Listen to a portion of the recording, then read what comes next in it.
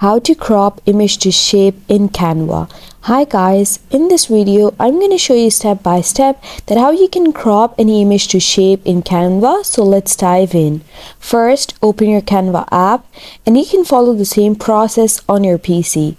So first you have to just import your image over here. For that you can just slide this side and then go to this upload section, and here you can just upload a file over here by clicking upload files, or you can choose the elements option over here, and in the elements option you can choose any photo from the stock images. And once done, now you basically have to go to the frames over here. Just go to the elements in this section and then search for frames in the elements.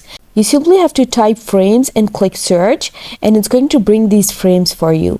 Now click see all, and here you will find all the shapes, and now you have to choose any shape that you want. For example, I'm going to go with circle over here, and then you have to just drag and adjust it and then select this image. Just click on the image and it will be selected, and now you have to just drop it into the circle, and here you go. Now you have cropped the image into the shape. So basically you have to use frames for that.